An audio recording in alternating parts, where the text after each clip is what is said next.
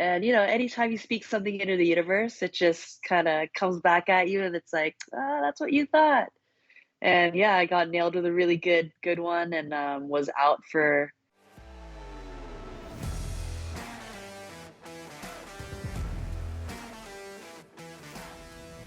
The last time you fought was in June, and that was just the steamrolling of a performance right there. Like when you look back at it now, how do you feel about it? Yeah, I felt great. I had been out for almost 2 years, so that was, first fight back in a while, due to COVID and due to being injured, being out for a little bit. Well, I did fight, in what was the last fight, 2019, or when I was in Shanghai in November. So I was just really eager to get that out of the way. That was the first one since my move over to the US. Um, and it felt good to just get back into things and be active again, because I think a lot of like the resistance that I was getting from certain promotions was, oh, she's not active, or we haven't seen her fight in a while. And we kind of want to know how she's going to do.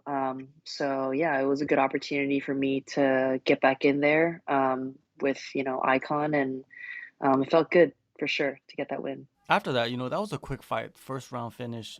I expected you to get back in there maybe the month after, because you've been out for so long. So what was the holdup? Yeah, well, Icon was supposed to have a show a month later, so that was sort of what I was aiming for, just kind of doing like a double header. And then that fell through. They kind of pushed it back, and then that fell through again. And then I had like injuries and like I got like illness and stuff, and then kind of recovering from that.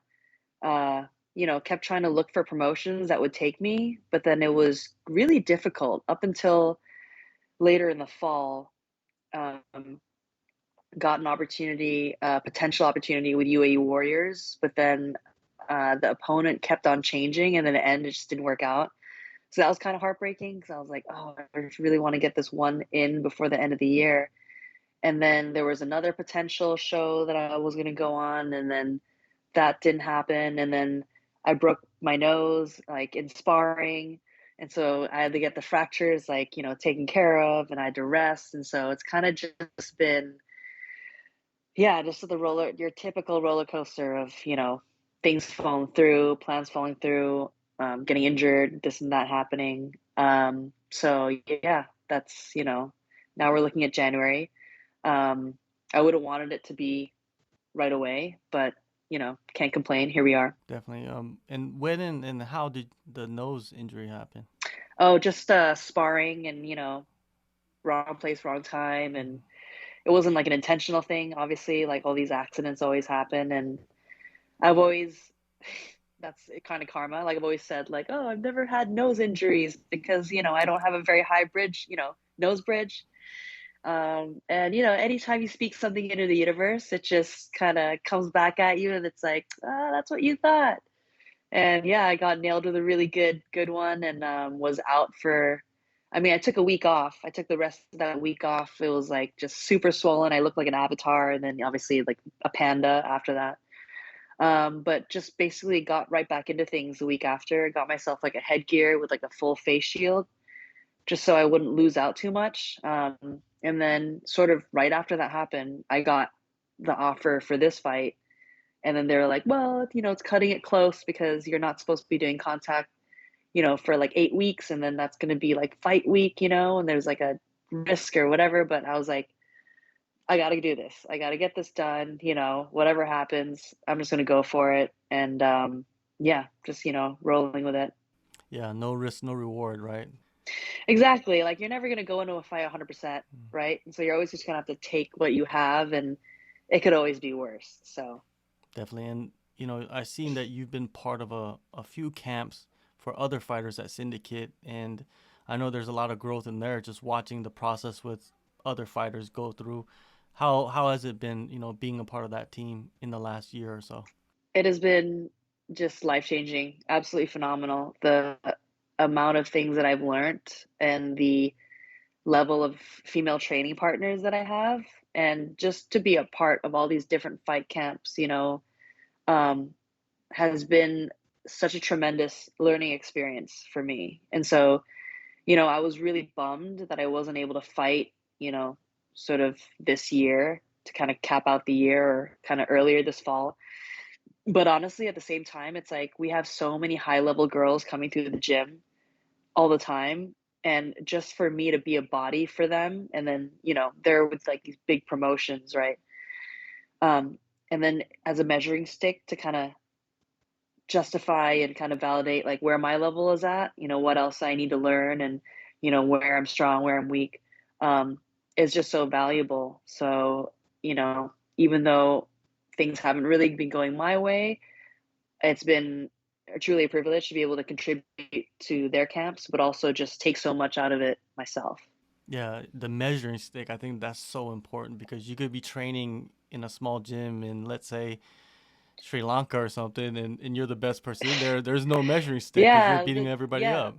big fish, small pond for sure. That's always like the struggle, I think, for especially, fighters like in Asia or like just like any kind of slow growing market for the sport. And then you come here and all of a sudden you're like, oh, all these people that I follow, who early on in my career, I'm now training with them and learning from them and getting my ass kicked by them, but also be able to develop, as a result of that. And I just feel like my development since getting to Vegas in the last like, less than a year has been tremendous and I can't wait to show it off. Yeah, yeah, I'm excited to see you, finally signed to, like a little bit bigger promotion. I think more eyes will be on you now with Invicta.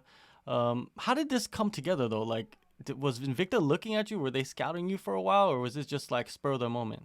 Yeah, well, so our head coach John, knows Sharon, and I think he's kind of been putting a word in, and also my manager has also kind of been putting a word in. So kind of just like a combined effort between the two of them, and yeah, just I guess Invicta just wanting to put on another card and having fighters.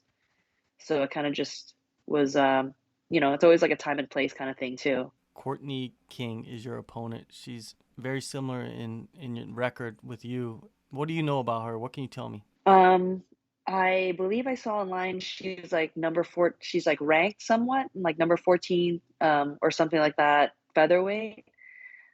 She's a veteran. She's been in the game a lot longer than I have, and she's fought some really big names. So I'm just really looking forward to it. I would say she's probably the most experienced person that I've fought. Maybe the second most. Yeah, probably the most experienced in terms of like amount of time, like, in the professional circuit. And I'm just very excited to be able to test myself. You've been helping other people get ready for their fights. Now, who's helping you get ready for yours? Oh, I mean, we have Sarah Kaufman, who's like here for the week right now.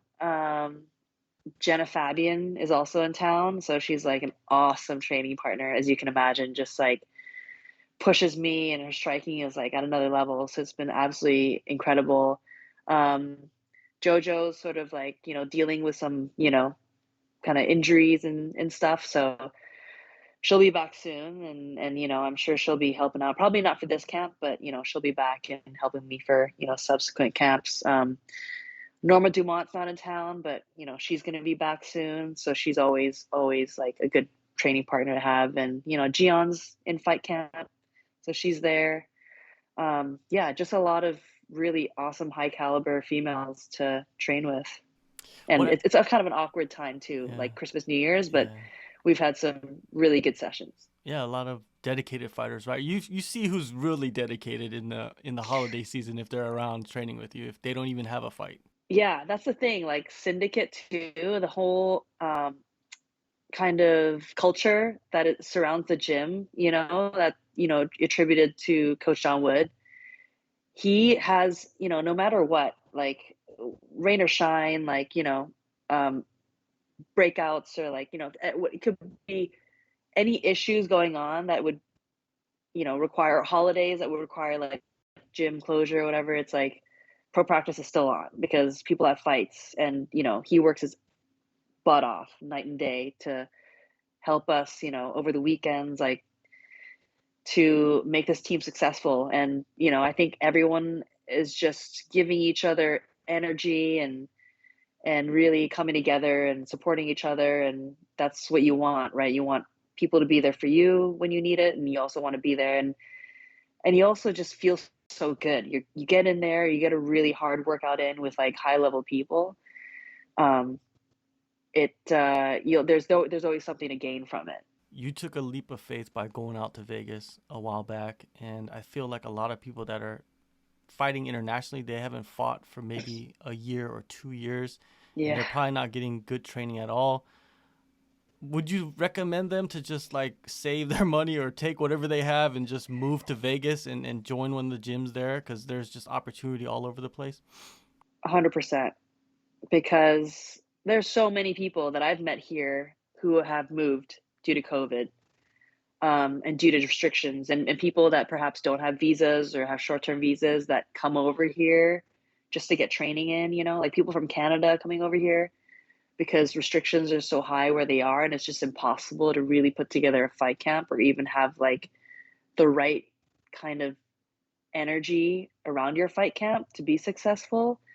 And I mean, time is just days are just going by, like, I mean, I was pretty idle 2020, and I decided to make this move, because fights fell through as well. Like, I wasn't able to get what I wanted in Shanghai.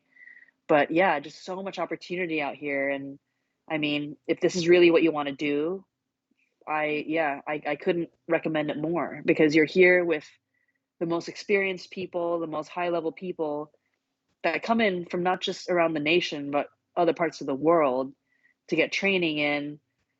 And it's just more consistent in terms of like,